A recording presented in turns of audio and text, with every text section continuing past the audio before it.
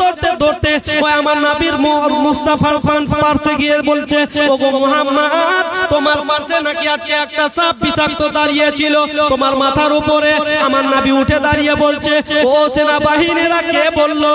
না না না, আমার কাছে কোনো সাপ নাই, আর যদিও আমার কাছে সাপ আছে রে, শুনো শুনো, পৃথিবীতে এমন কোন সাপ জন্ম নাই না যে এই মুহাম্মদকে কামড় মেরে দিবে। এরকম কোন সাপ জন্ম নাইনি। তাড়াতাড়ি করে যাও, তোমরা আবার ওই বাড়িতে ফিরে চলে যাও, তোমরা যেই জায়গা থেকে এসেছো ওই জায়গা চলে যাও। ঘুরে আসলেন হায়রাতে খাদিজা, জিজ্ঞাসা করতে লাগলেন, ওই তোমরা সাপটা মারতে পেরেছো? কি হয়েছে? বলছে, ওগো আমাদের রাজরানী, এই এই ব্যাপার। হায়রাতে মুহাম্মদ বলতে লাগলো যে না, সাপ এখানে আসেনি, যদিও আসে আমাকে এসে কেউ কিছু করতে পারবে না, এমন কোন সাপ নাকি জন্ম নাইনি যে ওই মুহাম্মদকে কামড় মেরে দেয়। হায়রাতে খাদিজা ওই চিন্তাটা বাবা মাথার মধ্যে নিলেন যে এই মুহাম্মদের পাওয়ার কি আছে, যে এতজন যুবক মিলে ছাগল চড়াতে পারেনি, যে এতটি ছাগলকে, ওই ছাগলকে মুহাম্মদ আরাম করে, আর ওই ছাগল এদিক ওদিকে মুখ না দিয়ে আজকে আইলে আইলে ঘাস খায়, ব্যাপারটা কি বেরাদার? সঙ্গে সঙ্গে তখন কবি বলতে লাগলেন, একবার দরুদ পড়েন, আল্লাহুম্মা সাল্লি আলা সাইয়্যিদিনা মাওলানা মুহাম্মদ ওয়া আলা আলি সাইয়্যিদিনা ওয়া আলা আলি সাইয়্যিদিনা মাওলানা মুহাম্মদ। দয়ার নবীজি, আমরা তোমায় ভুলতে পারি না, তোমার আম্মা আমেনা গো, তোমার দুধ মা হালিমা, জোরে বলেন সুবহানাল্লাহ, তোমার আম্মা আমেনা গো, তোমার দুধ মা হালিমা। দয়ার নবীজি, আমরা তোমায় ভুলতে পারি না, তোমার আম্মা আমেনা গো, তোমার দুধ মা হালিমা, তোমার আম্মা আমেনা গো, তোমার দুধ মা হালিমা। তুমি জন্ম নিলে মা আমেনার ঘরে, তুমি জন্ম নিলে মা আমেনার ঘরে, খোদার করুণা ঝরে যে পড়ে, তুমি সিরাতে রাসূল মারুফাতের বুলবুল, তোমার দোয়া কবুল করতে খোদা দেরি করে না। তোমার আম্মা আমেনা গো, তোমার দুধ মা হালিমা, তোমার আম্মা আমেনা গো, তোমার দুধ মা হালিমা। আমার নবী যখন ওই জায়গাতে আরাম করছে, সাপ এসে হাওয়া করছে, তখন রাইটার নিজের ভাষাতে কবি বলছেন আর লিখছেন, আরে তুমি মিশি চরাতে যাও ওই রাখালের বেশে,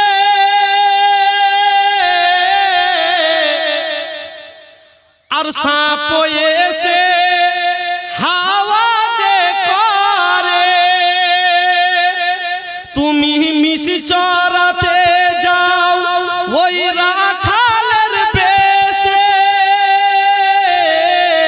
মেঘ এসে ছায়া যে করে, আর সাপ এসে হাওয়া করে, সাপ এসে গায়ে হাওয়া করে, আর কাঁটা পাথর ধুলো বালি গায় তোমার তারানা।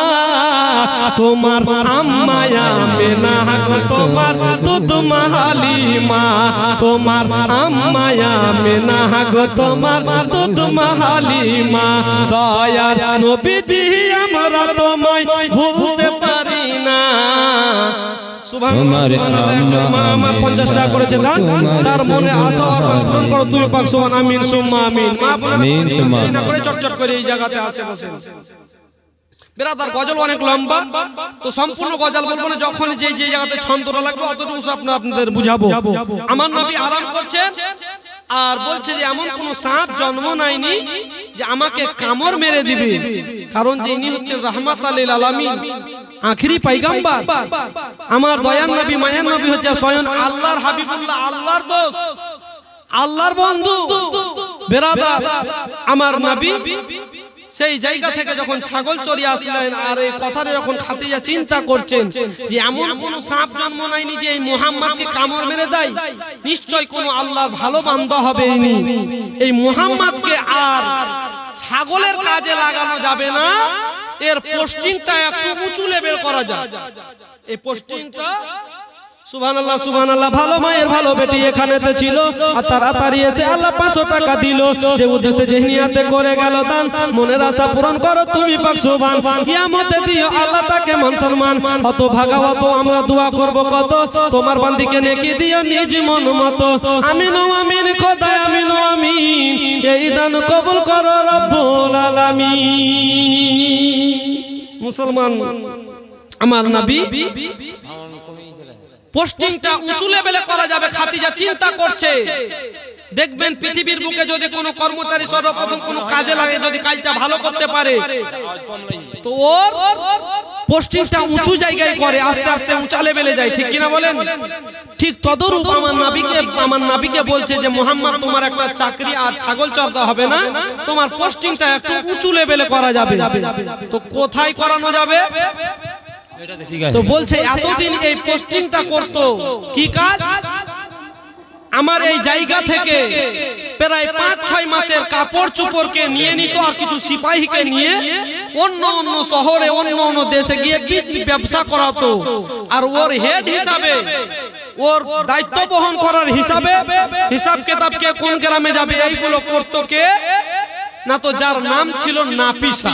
নামটা মাথায় থাকবে তো, ওর নাম ছিল নাপিসা, এতদিন এই কাজটা করতো। তো নাপিসার দায়িত্বটা তোমাকে দিলাম মুহাম্মদ, আজকে থেকে তুমি এই কাজটা করবে। কাজটা কি? যে তুমি সবাইকে নিয়ে যাবে, 5-6 মাসের কাপড় চোপড় সমস্ত কিছু নিয়ে যাবে, কে কোন জায়গা যাবে, কে কত টাকার বিজনেস করলে, লেখাপড়া তুমি ওদের হেড হিসাবে, কোচ হিসাবে তুমি যাবে। বলছে ঠিক আছে। বেরাদার ইসলাম, আমার দয়ার নবী মাইহান নবী রাহমাতাল লিল আলামিন নবী কালি কামলি ওয়ালা পয়গাম হবে না, হতে পারে না আমার নবীর সাথে কারো তুলনা। আর যত নবী রাসূল ছিল খোদার দিবানা, আর দুই নয়নে দেখবে খোদা মনের তামান্না। জোরে বলে সুবহানাল্লাহ সুবহানাল্লাহ। একজন 20 টাকা সুবহানাল্লাহ। সমস্ত নবী পৃথিবীতে কম বেশি 1,24,000, কম বেশি 2,24,000 পৃথিবীতে নবী এসেছেন, পয়গম্বর এসেছেন। সমস্ত নবী আল্লাহকে দুই চোখে নিজের চোখে দেখবে, তাই তাদের মনের আশা ছিল। তাই কবি বলছেন, আরে যত নবী রাসূল ছিলেন খোদার দিবানা, আর দুই নয়নে দেখবে খোদা মনের তামান্না। আর নূর নবীকে ডেকে নিলেন, মোর নবীকে ডেকে নিলেন স্বয়ং রব্বানা। হয়নি, হবে না, হতে পারে না আমার নবীর সাথে কারো তুলনা। হায়রাতে ইউসুফকে দেখে যারা আঙ্গুল কেটেছে, তারা কি আমার নবীর রূপ দেখেছে? জোরে সুবহানাল্লাহ। হায়রাতে ইউসুফকে দেখে যারা আঙ্গুল কেটেছিল, তারা কি আমার নবীর রূপ দেখেছিল? আরে দেখতো যদি কেটে দিত, দেখতো যদি কেটে দিত নিজের কলিজা খানা। হয়নি, হবে না, হতে পারে না আমার নবীর সাথে কারো তুলনা। হয়নি, হবে না, হতে পারে না আমার নবীর সাথে কারো তুলনা। নবীর সাথে কারো তুলনা হবে বাবা? হবে না। নবী বেমিসাল। মুসলমান মা বোনেরা চটচট করে বসেন, আপনাদের আজকে কয়েকটা গজল হবে। বিড়ি বাঁধা বলেন, আর লক্ষ্মীর ভান্ডার দিয়েছে এখন মমতা দিদি নাকি। মা বোনদের কিন্তু খুব সুবিধা, বুঝতে পারলেন? লক্ষ্মীর ভান্ডার, যুবশ্রী, কন্যাশ্রী, রাজশ্রী, বিড়ি শ্রী, যত শ্রী আছে সব মা বোনদেরকে দিয়েছে। মুসলমান, এই মা বোনদের জন্য আজকে গাজাল হবে লক্ষ্মীর ভান্ডার। তাও লক্ষ্মীর ভান্ডার নিয়ে তবে মা বোনদের কাছ থেকে আজকে কিছু কালেকশন করতে হবে। এটা হচ্ছে আজকে শেষ রজনী নাকি, কিছু কালেকশন করতে হবে, কারণ আল্লাহর ঘর মসজিদ মোকাম্মল করতে হবে, তৈরি করতে হবে। আপনাদের কাজ শুরু হবে এখনই। আর রাসূলুল্লাহ বলছেন আল্লাহর ঘর মসজিদ যে তৈরি করলো তার জন্য আল্লাহ জান্নাতের মধ্যে স্পেশাল ঘর তৈরি করলো। জোরে বলেন সুবহানাল্লাহ, সুবহানাল্লাহ। আল্লাহর ঘর মসজিদ যে সাজাবে তার জন্য আমার আল্লাহ রাব্বুল আলামিন নিজেই জান্নাতের মধ্যে তার জন্য একটা স্পেশাল ঘর তৈরি করে সাজাবে। জান্নাত অতি সুন্দর, তার মধ্যে আবার যদি সাজানো কুজানো হয় তো কত সুন্দর লাগবে। কোন মেয়ে কিংবা কোন ছেলে যদি একটু দেখতে সুন্দর হয়, ওর উপরে যদি আবার সেজে কুজে একটু ভালো ড্রেস পরে বেরায়, তাকে আরো দেখতে ভালো লাগে না?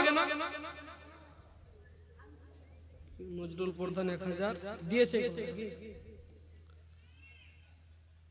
নজরুল প্রধান সাহেব 1000, আশরাফুল হক 1000, মুনিরুল মেম্বার 1000, আব্বাস আলী নগদ 100 টাকা, 1400 টাকা বাকি। সুবহানাল্লাহ, নারায়ে তাকবীর, আল্লাহু আকবার, নারায়ে তাকবীর, এই নারে রিসালাত, দান কারিগর জিন্দাবাদ। প্রায় 4 জন 1000 করে আর একজন 1500 টাকা। সুবহানাল্লাহ, ভালো মায়ের ভালো বেটা 1000 1500 টাকা দাতা। আল্লাহ তাদের বাড়ি ঘরে করি না টাকা পয়সাতে কোনোদিন ফাঁকা। আমিন সুম্মা আমিন। মুসলমান, আজকে কালেকশন হবে কারণ এই ঘরকে আপনাদের দ্বারাতে তৈরি হবে। আমার নবী বলছে আল্লাহর ঘর মসজিদ তাদের দান দিয়ে তৈরি হবে যাদেরকে আমার আল্লাহ এবং আল্লাহর রাসূল পছন্দ করবে। জোরে বলেন সুবহানাল্লাহ, সুবহানাল্লাহ।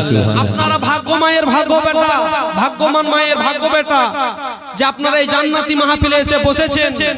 কসম খোদার যদি এই মাহফিলে কারো ইন্তিকাল হয়ে যায় তো সে শহীদের দরওয়াজা পাবে। জোরে বলেন সুবহানাল্লাহ। তাই মা বোনেরা আর দেরি না করে যদি কুটুম সর্দারকে খাওয়ানো দাওয়ানো কমপ্লিট হয় তাহলে আপনি এই মাহফিলে এসে বসেন। মা আপনাদের নিয়েও আজকে ডিজিটাল যুগের বর্তমান সময় যেগুলো হচ্ছে ওইগুলো গজল হবে। আরে বর্তমানের যুগের হাওয়া বইছে উল্টো দিকে, বইছে উল্টো দিকে। আরে লিখতে বসে চিন্তা করি লিখবো কোন দিক থেকে। জোরে হচ্ছে কিনা বাবা? আরে লিখতে বসে চিন্তা করি লিখবো কোন দিক থেকে। বর্তমানের যুগের হাওয়া বইছে উল্টো দিকে। এই গজলটা হবে, মা বোনরা সবাই এসে বসবে, তারপর আবার গজল হবে আজকে।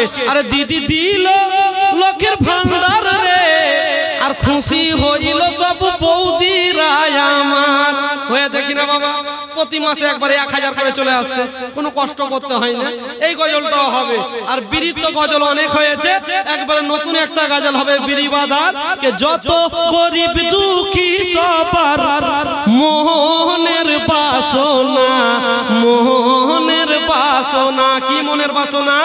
ও গো আল্লাহ দয়া করে বিড়ি বন্ধ করো না, যত গরিব দুঃখী সবার মনের বাসনা। হবে আজকে গাজা। আর টিভি নিয়ে সিরিয়াল নিয়ে তাও হবে বর্তমানে। কলিকাল কলিকাল মোবাইল নিয়ে তো একটা গাজাল হবে। কবি বলছেন আরে কলিকাল কলিকাল এ কেমন কলিকাল, মোবাইল ছাড়া এখন চলে না তো দিনকাল। ঠিক কিনা বলেন? আরে ভাবিদের হাতে দেখো বড় বড় ফোন, স্বামীর সংসারে এদের নেই কোনো মন। আছে এখন বেশিরভাগ বিচার করতে যাই কিরকম, আগে শুনছিলাম ওর বেটি পালিয়েছে, ওর বেটি পালিয়েছে, কিন্তু এখন বেশি শোনাইছে উমুকের বহু পালিয়েছে। কারণ যে ওর হাজবেন্ড বিদেশে গিয়েছে, ওকে ওর মেয়ে ছেলেকে বাচ্চা কাচ্চাকে দেখার জন্য একটা স্মার্টফোন নিয়ে দিয়েছে, আর ওই অভদ্র মহিলা আপনার কুকর্মে লিপ্ত হয়েছে। তাই কবি বলছেন আরে ভাবিদের হাতে দেখো বড় বড় ফোন, স্বামীর সংসারে এদের নেই কোনো মন। মোবাইল ছাড়া এরা বড়ই অচল, মোবাইল নিল এখন সুখের কপাল। কলিকাল এই বদলটা হবে। তবে ভাই বাবা জীবন আব্বাজিরা আমার, ইসলাম দরদি মা বোনেরা, আর এদিকে ওদিকে মাখানে দোকানে মাঠে ঘাটে না বসে এই জান্নাতি মাহফিলে আজকে সিরাতুন নবী শেষ রজনীতে এসে বসেন। আর কিছুক্ষণের মধ্যে হয়তো প্রধান বক্তা সুমধু মিষ্টি ভাষী কোকিল কণ্ঠী হযরত মাওলানা তাফাজুল কালিম সাহেব এসে উপস্থিত হয়ে যাবেন। তাই আর দেরি না করে মাহফিলে এসে বসেন। আপনারা একবার দরুদ পড়েন। আমার আলোচনা আবার যেই জায়গাতে ছিলাম ওখান থেকে জীবনী শুরু করব। আল্লাহুম্মা সাল্লি আলা সাইয়্যিদিনা মাওলানা মুহাম্মদ ওয়া আলা আলি সাইয়্যিদিনা ওয়া আলা আলি সাইয়্যিদিনা মাওলানা মুহাম্মদ সাল্লাল্লাহু তাআলা আলাইহি সাল্লাম। আমার দয়ার নবী মায়ার নবীকে পোস্টিং দেওয়া হলো, তোমাকে ছাগল চড়াতে হবে না মুহাম্মদ। তুমি আজকে হ্যান্ড ওভার হেড হয়ে এদের প্রধান হয়ে তুমি আজকে তাদেরকে ব্যবসা করাতে নিয়ে যাবে। এ বেরাদার, আমার দয়ার নবী মায়ার নবী কালি কামলিওয়ালা পয়গম্বর আখিরি নবী 6 মাসের সামান নিয়ে আর নাফিসাকে সঙ্গে কিছু আপনার দলবলকে নিয়ে আপনার রওনা হয়ে গেলেন ব্যবসা করার জন্য। কিছু দূর যাওয়ার পরে আপনার সেই জায়গাতে আপনার যেমন কিছু দূর যাওয়া হয়েছে, একটা তীরমোহনী রাস্তা পেয়েছে। নাফিসা যেহেতু এর আগেও ব্যবসা করতে গিয়েছে, তার কারণে যেই রাস্তা দিয়ে প্রতিবার যায় ওই রাস্তার দিকে নাফিসা চলতে লেগেছে। কিন্তু আমার দয়ার নবী মায়ার নবী কালি কামলিওয়ালা আপনার তীরমোহনীতে দাঁড়িয়ে গিয়েছে। আপনার নাফিসা বলছে, ওগো মুহাম্মদ, আপনাকে দাঁড়ালেন কেন? ওইদিকে নয়, আজকে আমার সাথে ডান দিকে চলে আসো, আজকে তোমাকে কোথাও যেতে হবে না। আমার নবী বলছে, ও নাফিসা, আমি তোমাদের হেড হিসাবে এসেছি, তবে তোমরা শুনো রে শুনো, আজকে তোমাদের মনে নয় আমার মনে যেতে হবে। আজকে ডানে নয়, চলো আজকে সোজা রাস্তা দিয়ে যাব। নাফিসা বলছে, মুহাম্মদ গো, ওই রাস্তাটা হচ্ছে ডাকু আপনার বেঈমানদের আপনার রাস্তা। ওই রাস্তাতে যদি যাও তাহলে রাস্তাটা গাছপালা দিয়ে পাথর দিয়ে ব্লক করা আছে, আর ওই রাস্তার ধারে ডাকুরা থাকে, চোরেরা থাকে। ওই ডাকাতেরা আমাদের মাল সমস্ত ছিনিয়ে নেবে, ডাকাতি করে নেবে। অতএব ওই জায়গা দিয়ে যাওয়া যাবে না, এই দিকে আসো। আমার নবী বলতে লাগলো, নাফিসা, আমি যেহেতু সাদার হিসাবে এসেছি, প্রধান হিসাবে এসেছি, অতএব তোমাদের কথা নয় আমার কথা তোমাকে মানতে হবে। কেমন মানতে হবে? বলছে, আমার সাথে এসো। আমার নবীর সাথে সাথে চলতে লাগলেন। এ বেরাদার, কিছু দূর যাওয়ার পরে আমার নবী দেখতে হযরতের নবী আপনার নাফিসা দেখতে পাচ্ছেন যে আমার নবী সামনে সামনে যায়। যেই রাস্তাটা আপনার জঙ্গলের রাস্তা ছিল, গাছ দিয়ে পাথর দিয়ে রাস্তাটা ব্লক করা ছিল, ওই গাছ পাতাগুলোকে আপনার পাথরগুলোকে দেখতে পায়। আমার মুহাম্মদ আগে আগে যায়, আর ওই গাছপালা পাথরগুলো অটোমেটিক আমার ওই মুহাম্মাদের কদমে চুমু দেয়, আর চুমু দিয়ে অটোমেটিক রাস্তা করে সামনে চলে যায়। সুবহানাল্লাহ সুবহানাল্লাহ। একজন 100 টাকা জানো। নবী মুহাম্মদ আগাচ্ছেন তো গাছপালা পাথরগুলো অটোমেটিক নবীর কদমে চুমু দিচ্ছে আর দূরে সরে যাচ্ছে। নাফিসা অবাক হয়ে গেল, কি ব্যাপার? ওই জায়গায় উপস্থিত হলেন বাবা, ব্যবসা করলেন। মাত্র 15 দিন, 6 মাসের সামান নিয়েছে। 15 দিনের দিন সমস্ত সামান বিক্রি হয়ে গেছে আমার নবীর ওসিলায়। জোরে বলেন সুবহানাল্লাহ। রাহমাতাল লিল আলামিন নবী আমার যেন আবার দলবলকে নিয়ে নাফিসা আর আপনার বাড়িতে রওনা হয়েছে। বাড়িতে যেমন ঢুকেছে, নাফিসা বলতে আপনার হযরতে খাদিজা বলছে, ও নাফিসা, তোমাদের কি মাল দুলকে আপনার কি বলে ডাকাতেরা ডাকাতি করে নিয়েছে, কি ব্যাপার? তোমরা ঘুরে চলে আসলে 6 মাসে সামান নিয়ে গেল, মাত্র 15 দিন হলো। নাফিসা বলছে, ওগো আমাদের রাজরানী খাদিজা, বলছি শুনেন শুনেন, কথা হলো এই যে 15 দিনের সামান নিয়ে গিয়েছি, আর ও আপনার 6 মাসের সামান নিয়ে গেছি, মাত্র 15 দিনে সমস্ত সামান বিক্রি হয়ে গিয়েছে। ও রাজরানী খাদিজা, যে ডাকাতের ভয়ে আমরা যে রাস্তা দিয়ে যেতে পারতাম না, ওই রাস্তা দিয়ে মুহাম্মদ আমাদের সাথে নিয়ে গিয়েছে। আর দেখতেছিলাম ওই ডাকাতেরা পর্যন্ত আমাদের কাছে সামান খরিদ করছে। হায়রাতে খাদিজা বলছে নাফিসা দাঁড়াও, আগে মুহাম্মদের পেমেন্টটা বুঝিয়ে দি, মাসের বেতনটা দিয়ে দি, তারপরে পরে তোমার কাছে আমি আমার ওই মুহাম্মদের জীবনীটা শুনবো যে 15 দিনে কি কি অলৌকিক ঘটনা দেখেছো। মুসলমান নাফিসা কিন্তু আস্তে আস্তে নবীকে, আমার হায়রাতে খাদিজা কিন্তু আমার নবীকে আস্তে আস্তে মন দিয়ে বসলেন, ভালোবেসে ফেললেন। এ বেরাদার, আমার দয়ার নবীকে বেতন দিয়ে দিলেন। আমার নবী বেতনটা নিয়ে হায়রাতে আপন চাচা আমির হামজারের কাছে এসে বলছেন, চাচা গো বেতনটা নিয়ে নেন। ও ভাতিজা মুহাম্মদ, না না না, আমি বেতন নিতে পারবো না। কেন পারবে না চাচা, কেন নিতে পারবে না? ও মুহাম্মদ শোনো শোনো গো, তোমার কাছে বেতন নিতে পারবো না। কেন পারবে না চাচা? বলছে যদি তোমার কাছে আজকে বেতন নিয়ে নি, মক্কা নগরের লোক বলা বলি করবে যে হায় রে হায়, মা হারা, বাবা হারা, দাদা হারা এতিম আপনার মুহাম্মদকে খাটিয়ে আজকে সমস্ত টাকা পয়সা আজকে আমির হামজা হাতিয়ে নিচ্ছে, অতএব আমি তোমার বেতন নেব না। আমার নবী কেঁদে বলতে লাগলো, চাচা আমি গর্ভে অবস্থাতে মায়ের গর্ভে ছিলাম, পিতা হারিয়েছি, 6 বছরে মাতা হারিয়েছি, 8 বছরে দাদা হারিয়েছি। যতদিন থেকে আমার হাউস হয়েছে সব দিনই আপনাদের আমার অভিভাবক মেনেছি, গার্জেন মেনেছি। চাচা গো, যদি আমার আব্বা আব্দুল্লাহ বেঁচে থাকতো, যদি আমার আম্মা আমেনা বেঁচে থাকতো, তাহলে প্রথম মাসের কামাইটা আমার পিতা মাতার হাতে তুলে দিতাম। চাচা গো, আপনাকে তো আমার বাবার নজরে দেখি, আজকে আমার বেতনটা আপনাকে দিচ্ছি, আপনি দয়া করে নিয়ে নেন। নিতে পারবো না বেটা। চাচা আপনি যদি বেতনটা না নেন তাহলে দুঃখ পাবো, আর যদি নিয়ে নেন তো আমি মুহাম্মদ বড় খুশি হব। বেতনটা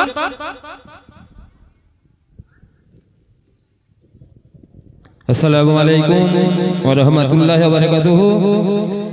আমাদের কুতুবগঞ্জ ভাটিটোলার শহীমউদ্দিনের ছেলে আসিরউদ্দিন এখনই ইন্তেকাল করলেন। বড় পড়ুন সকলে ইন্না লিল্লাহি ওয়া ইন্না ইলাইহি রাজিউন। আমাদের কুতুবগঞ্জ ভাটিটোলার শহীমউদ্দিনের ছেলে আসিরউদ্দিন এখনই ইন্তেকাল করলেন। পড়ুন সকলে ইন্না লিল্লাহি ওয়া ইন্না ইলাইহি রাজিউন। মুসলমান দেখেন, নিঃশ্বাসের কোনো বিশ্বাস নাই, কে কখন মরবেন কেউ বলতে পারবেন না। মরণ কাউকে বলে আসে না।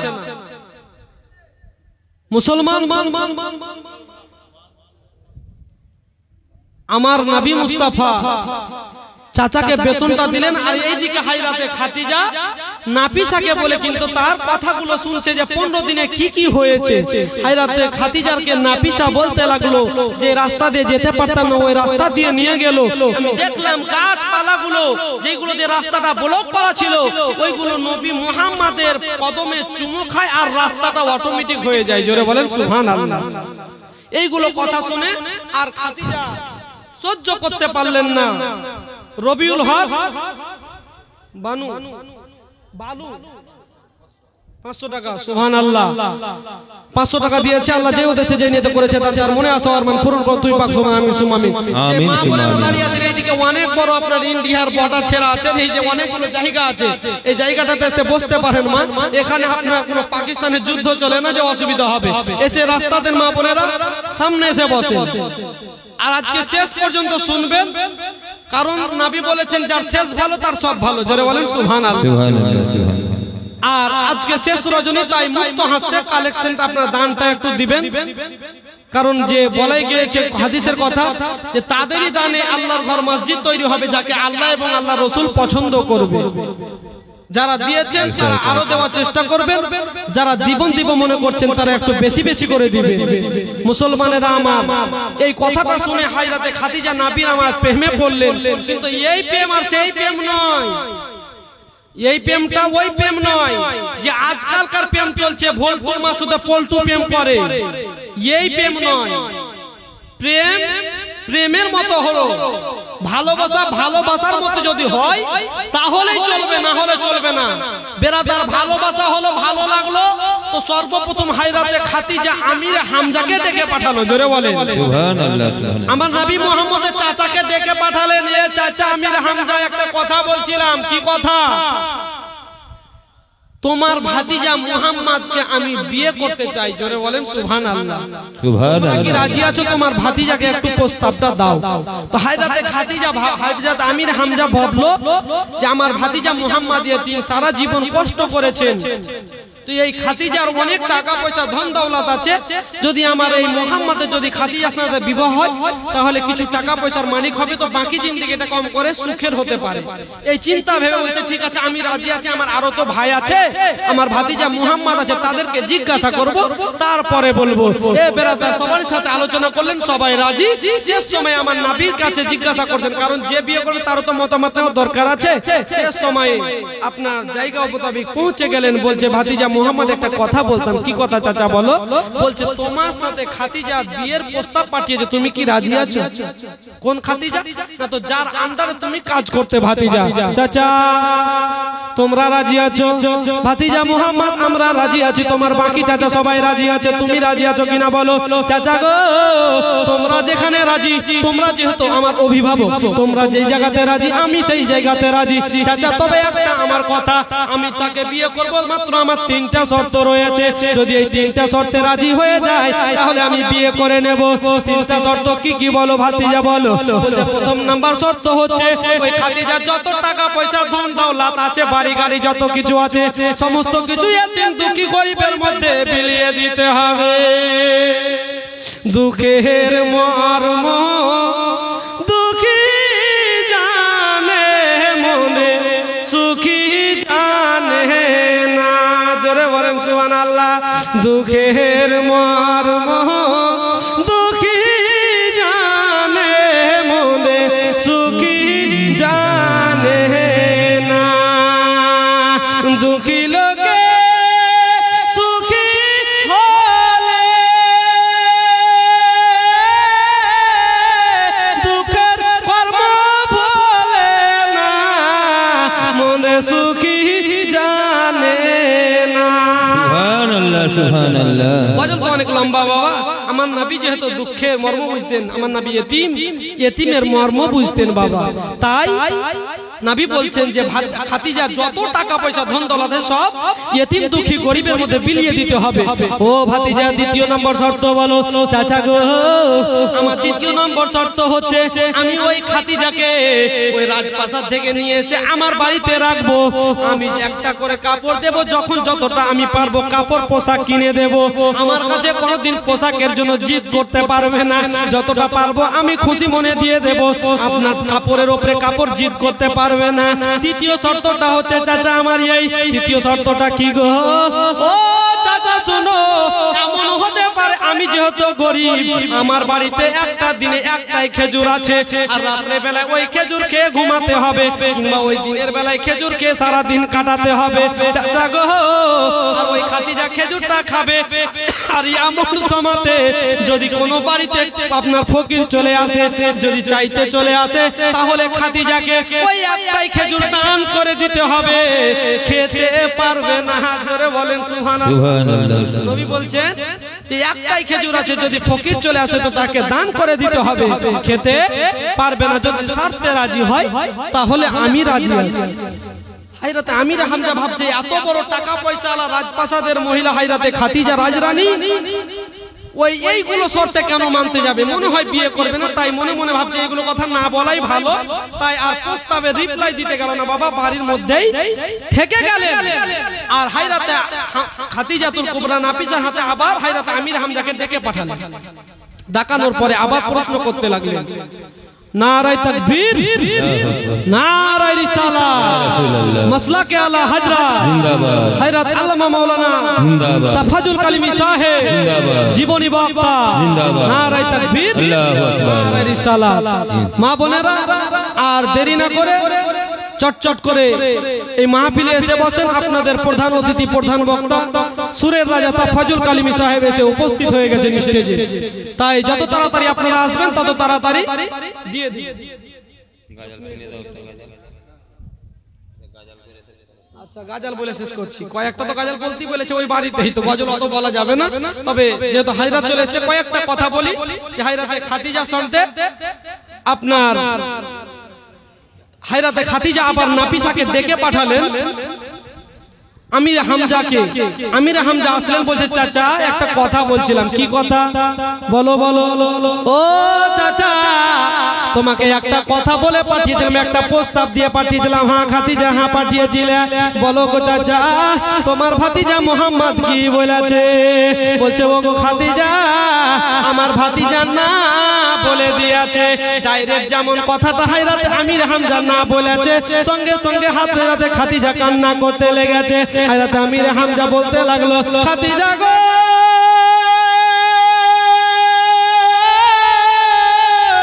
কেন কান্না করো, কেন কান্না করো? হায়রাতে খাদিজা বলছে, চাচা গো, তোমার ভাতিজা আমাকে না বলেছে, আমার মনটা তাই জন্য একটু ছোট হয়ে গেল। কেন না বলেছে? আমি যে তোমার ভাতিজাকে ভালোবেসে ফেলেছি। হায়রাতে আমির হামজা বলতে লাগলো, ওগো আমাদের রাজরানী খাদিজা, আমার ভাতিজা মুহাম্মদ কিন্তু ডাইরেক্টলি না বলেনি। জোরে বলেন সুবহানাল্লাহ। না বলেন তো বলেছে কি? তোমাকে তিনটা শর্ত দিয়েছে। কি শর্ত? না তো প্রথম নাম্বার শর্ত যে তোমার যা টাকা পয়সা আছে, ধন দৌলত আছে, সমস্ত কিছু এতিম দুঃখীতে বিলিয়ে দিতে হবে। দ্বিতীয় নাম্বার শর্ত হচ্ছে আমার ভাতিজা মুহাম্মদ তোমাকে যখন যতটা কাপড় পারবে, পোশাক পারবে তোমাকে দেবে, তুমি দ্বিতীয় পোশাকের জন্য জিদ করতে পারবে না। তিন নম্বর হচ্ছে এমন কোন দিন আসতে পারে যে তোমাকে তোমার বাড়িতে একটাই খেজুর থাকতে পারে, আর ওই খেজুরকে তোমাকে সারা দিন কাটাতে হতে পারে। এমন সময় যদি ফকির চলে আসে, তোমাকে খেজুরটা দান করে দিতে হবে, খেতে পারবে না। সঙ্গে সঙ্গে হায়রাতে খাদিজা চিৎকার করে বলে, চাচা গো, এত খুশির খবর। ওগো আমার চাচা, আমি তোমার ভাতিজাকে এত ভালোবেসেছি, তোমার ভাতিজা তোমাকে শুধু ধন দৌলত বিল্লু করতে বলেছে। চাচা গো, তোমার ভাতিজা যদি আমাকে বলতো, আমার কলিজা কেটে চাইতো, আমি খুশি খুশি কলিজা কেটে দিয়ে দিতাম। এত ভালোবাসা।